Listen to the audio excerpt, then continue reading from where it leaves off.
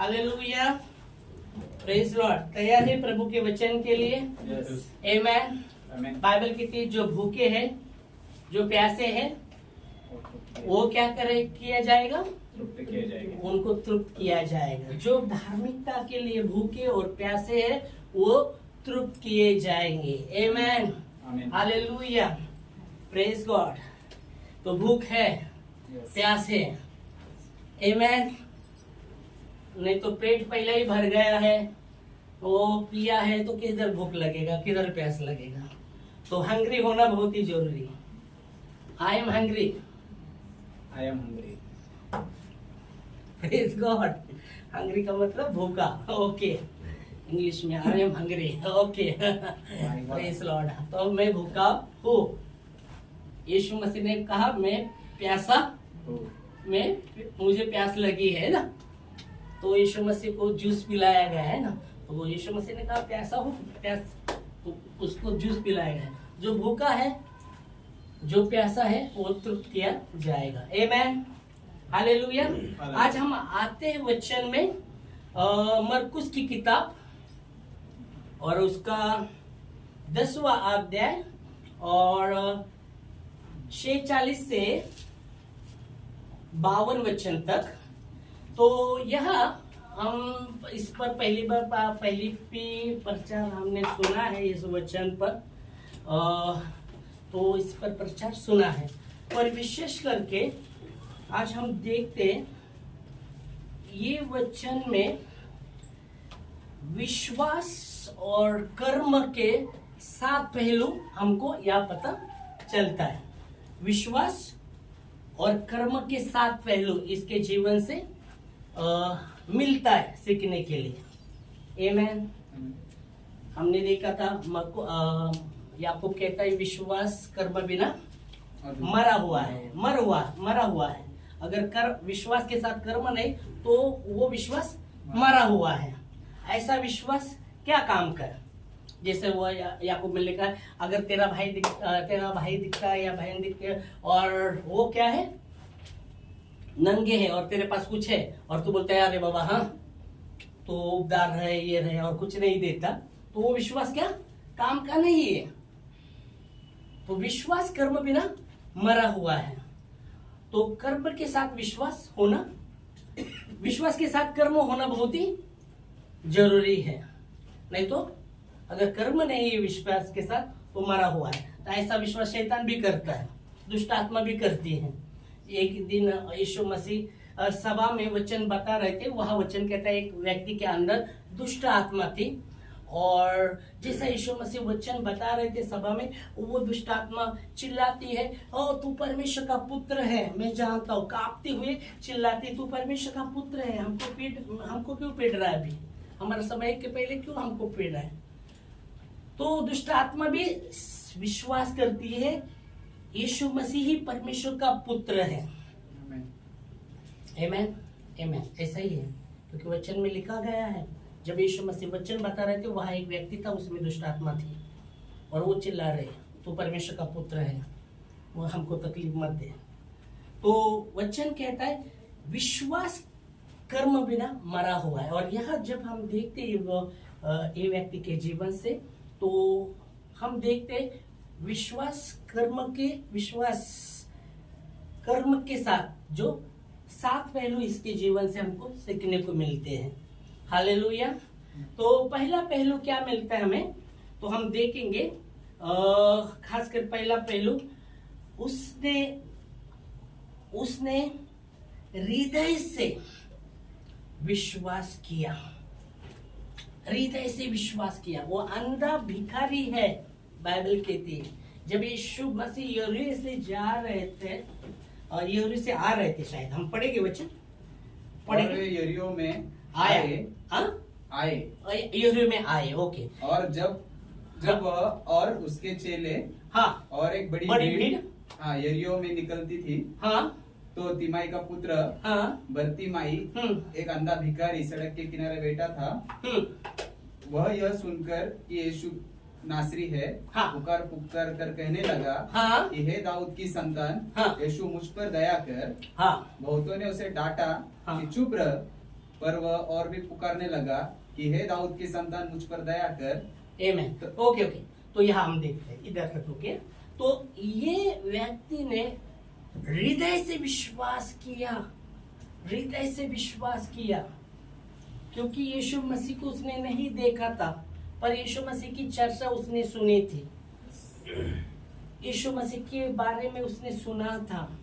और बाइबल कहती है जब एरू में वो आए, यीशु मसीह और उसके चेले आए, और बड़ी भीड़ उसके पीछे थी, बड़ी भीड़ उसके पीछे थी। और जैसा उसको पता चलता है यीशु नासरिक वहां से जा रहे, तो वो चिल्लाने लगा, वो चिल्लाने लगा, हे दाऊद की संतान मुझ पर दया कर, हे दाऊद की संतान मुझ पर दया कर। बहुतों ने उसको डांटा, है शांत बस, चुप बैठ, चुप बैठ। पर बाइबल कहती है जब उसका अंतकरण में विश्वास था ना, वो चुप नहीं रह सकता। जिसके अंदर अंतकरण में, हृदय में, खास करके हृदय में जिसके विश्वास रहता है ना, वो चुप नहीं हो सकता, कैसी भी परिस्थिति हो। क्योंकि वो बहुत सा भीड़ उसको चिल्ला रही थी, चुप बैठ, चुप बैठ। पर बाइबल कहती है वो अधिक क्या करने लगा, चिल्लाने लगा। जिसके हृदय में अगर विश्वास है, उसको कितने भी लोग चुप करने की कोशिश करने दो, वो चुप नहीं हो सकता। तो पहली बात है हृदय से विश्वास, हृदय में विश्वास होना, हृदय में विश्वास होना। बोलने में नहीं, हृदय में भी हो, बोलना भी के लिए, इसलिए बोलो ना, कर्म बिना विश्वास, विश्वास बिना कर्म मरा हुआ। विश्वास के साथ कर्म होना है। अगर विश्वास है और कर्म नहीं, तो विश्वास वो मरा हुआ है, याकूब कहता है। और यहाँ हम देखते इसके अंदर हृदय में विश्वास था, हृदय में, इसलिए इतनी बड़ी भीड़ उसको चिल्ला रही थी, पर वो चुप नहीं रहा, वो चुप नहीं, वो अधिक अधिक पुकारने लगा। हालेलुया। वैसे हम देख सकते ऐसे जीवन में कैसी भी समस्या हो, अगर आपके हृदय में अगर विश्वास रहेगा, आप चुप नहीं रह सकते। वो समस्या में भी आप चुप नहीं रह सकते, चुप नहीं रहेंगे आप। प्रभु से प्रार्थना करेंगे, प्रार्थना करेंगे, चुप नहीं रह सकते। बहुत से लोग चुप रहते हैं, निराश हो जाते, क्यों? हृदय में विश्वास नहीं है। हो सकता है मुंह से विश्वास बोल रहे, विश्वास की भाषा बोल रहे, पर हृदय में नहीं है, इसलिए वो निराश हो जाते, उदास हो जाते, टूट जाते हैं, और बहुत से लोग पीछे हट जाते हैं। क्यों? हृदय में विश्वास नहीं। जिसके हृदय में विश्वास है, कैसी भी परिस्थिति आने दो उसके जीवन में, कैसी भी तकलीफ आने दो, वो चुप रहने वाला नहीं है, वो प्रार्थना करेगा ही, प्रार्थना करेगा। कितने भी लोग चुप करने की कोशिश करने दो, या कोई समस्या कितने भी उसके जीवन में हावी होने दो, वो चुप नहीं रहने वाला। बहुत लोगों के जीवन में समस्या हावी होती तो चुप होती जाती, क्या प्रार्थना करके भी कुछ नहीं हो रहा क्या? अगर आपके हृदय में, तो अगर हमें इसके जीवन से सीखना है, हृदय में विश्वास होना। इसलिए रोमियो 10:9 कहता है, यदि तू यीशु मसीह को मुंह से अंगीकार करेगा कि यीशु मसीह प्रभु है, और हृदय से विश्वास करेगा, क्या विश्वास करेगा? हृदय से, मुंह से अंगीकार करेगा कि यीशु मसीह परमेश्वर का पुत्र है या प्रभु है, प्रभु है। खास करके तू मुंह से क्या करेगा? विश्वास करेगा, और हृदय से क्या करेगा? अंगीकार। क्या अंगीकार करेगा? क्या अंगीकार करेगा? पिता ने उसे मरे हुए से जिलाया है, तो निश्चित तू उद्धार पाएगा, ऐसा लिखा है। हृदय से अंगीकार करना, मुंह से विश्वास करना और हृदय से अंगीकार करना, हृदय से अंगीकार करना। बहुत से लोग मुंह से विश्वास करते पर हृदय से अंगीकार नहीं करते, मतलब स्वीकारते नहीं, और इसलिए पाप प्राप्त नहीं होता। वचन पढ़ो, चलो, रोमियो 10:9 में।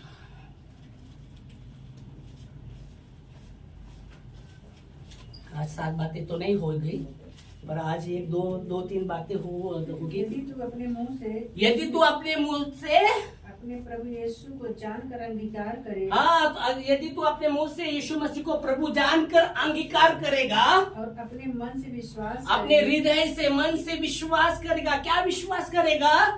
कि परमेश्वर ने उसे मरे हुओं से जिलाया, हाँ, मरे हुए से जिलाया, तो तू निश्चय उद्धार पाएगा। आमेन।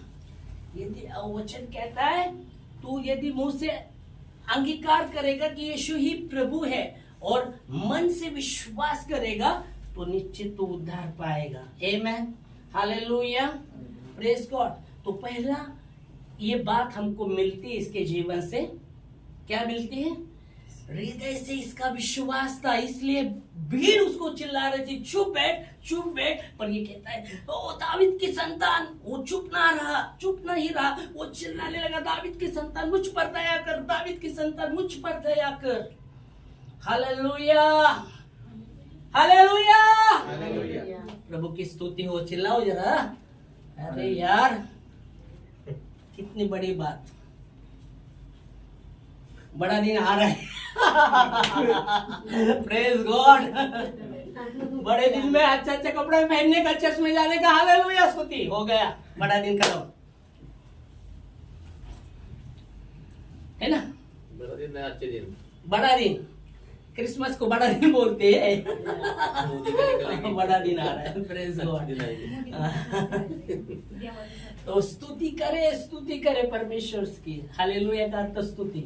इसलिए आराधना में गाना गाते गाते मैं हालेलुया ऐसा कर रहा था, मालूम है? आराधना में शुरू था। आप बोले यार कौन से टून में गए पास्टर के, गाना गाते गाते दूसरे टून में जा रहे हैं। तो प्रेज लॉर्ड। तो क्या वचन कहता है? वो हृदय से उसने, जो हृदय से विश्वास करता है ना, वो चुप नहीं रह सकता। कैसे भी मुश्किल आने दो, कैसे भी परेशानी, वो चुप नहीं रह सकता। इसने हृदय से विश्वास किया था, इसलिए वो कहता है दावीद की संतान मुझ पर दया कर, दावीद की संतान मुझ पर दया कर। सब लोग बोले चुप रहे, चिल्लाना क्यों? वहां तो भीड़ थी वो, पर हमारे जीवन में ऐसी कुछ भीड़ रहेगी या भीड़ नहीं रहेगी हमारे जीवन पर, कोई ऐसा समस्या रह सकती, वो समस्या देखते, वो समस्या को देखकर हम क्या करते? चिल्लाते नहीं, हम चुप रहते। पर यहाँ हम देखते। तो पहली बात। दूसरी बात लेंगे, ओके, दूसरी बात भी हम लेंगे। तब यीशु ने नहीं, वापस वो चिल्ला रहा है, वापस चिल्ला रहा है ना, चिल्ला रहा है। और फिर तब यीशु मसीह ने क्या किया? हाँ, ओके, तब यीशु ने डर कर कहा, हाँ, उसे बुलाओ, उसको बुलाओ। और लोगों ने उस अंधे को बुलाकर उससे कहा, ढाढ़स बांध, उठ, वह तुझे बुलाता है। ओके, ठीक है, पूरा पढ़ो। तो यहाँ आप देख सकते हैं यीशु मसीह रुके, हृदय की बातों को प्रभु जानते हैं। दावीद कहता है तू ही मेरे माँ, तूने मेरे माँ के गर्भ में मुझे रचा, तू मेरे मन का स्वामी है। मन की हर एक बातों को जानने वाला प्रभु है। बाइबल के लिए जब आगे जाके वो आएगा स्टोरी में जब हम आते, पर खास करके वो मन की बातों को जानते हैं, प्रभु मन की बातों को जानते हैं। हालेलुया। तो यह आप देख सकते हैं। दूसरी बात हमको सीखने को मिलती है, जब यीशु मसीह के पास उसको लाया गया ना वो यीशु मसीह के पास जाता है, उसके पास, तो यीशु मसीह कहता है मैं क्या करूं तुझे, तेरे लिए तू क्या चाहता है मैं क्या करूं? तो वो क्या कहता है? मुझे खाना दे। हाँ, मैं तुमको देखना चाहता हूँ। उसने प्रभु कहता है मैं तेरे लिए क्या करूं? वो बोलता है प्रभु मैं तुझे देखना चाहता हूँ। एक याचना उसकी, एक दया की याचना। हाँ प्रभु मैं तुझे देखना चाहता हूँ, दया की याचना। दूसरी बात हमको सीखने को मिलती, उसने दया की याचना की। प्रभु कहते क्या करना चाह, मैं क्या चाह, तू क्या चाहता है मैं तेरे लिए करूँ? तो दया की याचना, मैं देखना चाहता हूँ प्रभु, मैं तुझे देखना चाहता हूँ, या मैं देखना चाहता हूँ, खास करके मैं देखना चाहता हूँ। दया की याचना। बाइबल कहती है यीशु मसीह ने दो विश्वास में, थोड़ा जब आने के बाद मैं बता रहा था कि बाइबल में दो ही विश्वास को बड़ा विश्वास कहा गया है यीशु मसीह ने। एक तो सूबेदार का विश्वास और दूसरा उस स्त्री का जिसकी बेटी दुष्ट आत्मा से पीड़ित है। उस स्त्री का नाम क्या बताया है बाइबल में? वो यीशु मसीह के पास आती, मेरी बेटी पर दया करना, मेरी बेटी को पकड़ाया। वो दुष्ट आत्मा आती है, उसको सताती है, उसको तकलीफ होता है, तो यीशु मसीह ध्यान ही नहीं देता उसको, ऐसा ऐसा ऐसा ऐसा घूम के आगे जाता है। फिर वो बोलते हैं, प्रभु मेरे बेटे, मैं इजराइल छोड़ के किसी घराने के पास नहीं आया, भेजा गया। यीशु मसीह उसको कहता है, सुना ना आपने दो ही विश्वास के बारे में। तो उसकी स्त्री का नाम क्या है? कनानी स्त्री, कनानी स्त्री, करानी स्त्री, हाँ कनानी स्त्री। तो वचन कहता है, वो फिर बोलती है, जब बात चलते रहते हैं, स्वामी के मुंह से जब चूरा गिरता है तो कुत्ते भी खाते हैं बोलते हैं। हाँ, तो यीशु मसीह के ने फिर वो बात किया, हाँ ओके। और फिर यीशु मसीह इजराइल में वो दो ही विश्वास, सबसे बड़ा विश्वास बाइबल में कहा है, सूबेदार का विश्वास के विषय में और इसके विषय में। तो यहाँ आप देख सकते, जब वो यीशु मसीह ध्यान नहीं दे रहा उसके ओर, जब उठती मेरी बेटी दुष्ट आत्मा से पीड़ित है, उसको तकलीफ देता है, बहुत सताता है, यीशु मसीह ध्यान नहीं दे रहा था पहली बार। आपने देखा वचन में पढ़ा है, उसने अनदेखा किया, छोड़ दिया, और फिर भी वो पीछे पीछे पीछे पीछे आते हुए उसको कहती है। तो यीशु मसीह कहते हैं, जो इजराइल के घराने छोड़कर किसी के पास भेजा नहीं, ऐसा भी यीशु मसीह कहता है। फिर भी वो यीशु मसीह के पास याचना कर रही है अपने बेटे के लिए। और फिर यीशु मसीह कहते हैं, अरे तेरा विश्वास बढ़ाया, जा जैसे सोचते वैसा होते रहे। और उसी घड़ी वो दुष्ट आत्मा बाइबल की थी, वो लड़की से निकल गया और वो चंगी हुई। हमें तो याचना वो जब वो ध्यान नहीं दे रहा था, फिर भी वो जाकर याचना कर रहे, दया की याचना कर रहे, यीशु मसीह के पास दया की याचना कर रहे। हालेलुया। दूसरी बात, दया की याचना करना। बाइबल की थी, परमेश्वर दयालु है, और उसके पास हम दया की याचना करेंगे, दया की याचना करते रहेंगे, तो वो दया करने वाला परमेश्वर है। आमीन। तो दया की याचना, नम्र होकर दया की याचना करना, नम्र होकर उसके पास दया की याचना करना। इसलिए दानियल 9:9 में कहा गया है, परमेश्वर क्षमा की खान और दया का सागर है। आमीन। तो दूसरी बात, इसके जीवन से हमको सीखने को मिलती, वो क्या दया की याचना करता है, आमीन, हालेलुया। और एक ही बात लेंगे, 8:30 बज गया, 7 बातें लेना है, तो अगली संडे को हम लेंगे, तो एक ही बात और लेके, तो दया की याचना। तीसरी बात, जब यीशु मसीह कहता है उसको मेरे पास बुलाओ ना, बाइबल कहती है वो कपड़ा डालकर, पुराना कपड़ा डालकर यीशु मसीह के पास, पुराना कपड़ा डालकर उठकर यीशु मसीह के पास चला गया। ओके, ऐसा वचन में लिखा है ना, पढ़ो ना, आगे पढ़ो ना, उसमें है ना, वो अपना कपड़ा फेंक कर शीघ्र उठा। तो वो अपना कपड़ा फेंक कर, कौन सा कपड़ा? पुराना कपड़ा, ओके, जो पहले उसने दिया था। ओ, जो उसके पास पुराना कपड़ा था, लिया हुआ वाटी, हाथ में काटी, वो सब फेंक कर उठा, पुराना कपड़ा। Okay, praise God, hallelujah. पुराना कपड़ा उसने फेंका। इसलिए बाइबल कहती है, पुरानी बातें की ओर मन मत लगाओ। तुम्हारे जीवन में मैं नई बात करता हूँ, वो प्रगट है। मैं निर्जल जमीन में नदियां बहाऊंगा और जंगल में मार्ग तैयार करूंगा। जंगल में जब हम देखते, बहुत से जंगल में मार्ग नहीं रहता, तो परमेश्वर का वचन कहता है जंगल में मार्ग निकलूंगा, और निर्जल, जहाँ आपको जल का घटी है नहीं है, वहाँ नदियां बहाऊंगा। आमीन। हम देखेंगे वचन में, यशाया 43 का 18-19 पढ़ो, चलो 43 का 18-19। 18-19-43। अब बीती हुई हाँ, ओके।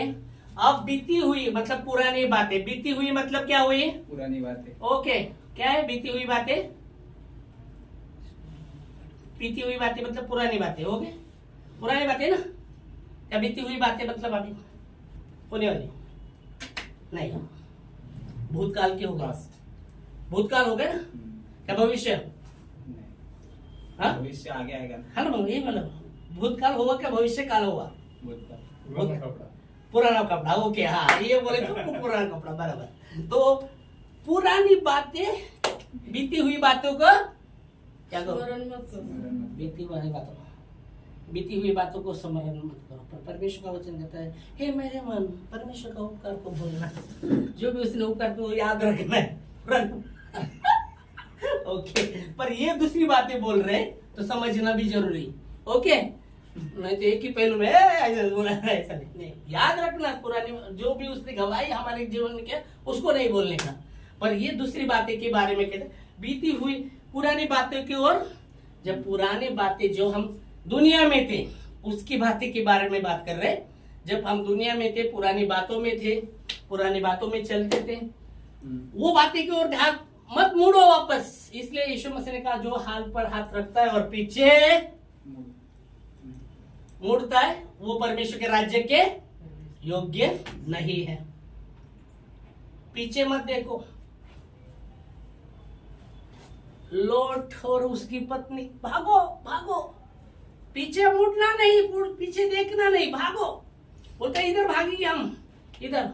परमेश्वर बोल रहा है, आग, गंधक और आग बरसाने वाला उस शहर में, दोनों शहर में आग गंधक बरसाने वाला, पीछे मुड़ने का नहीं बाबा। भागो भागो, भाग रहे पहाड़ पे चले, भागते भागते।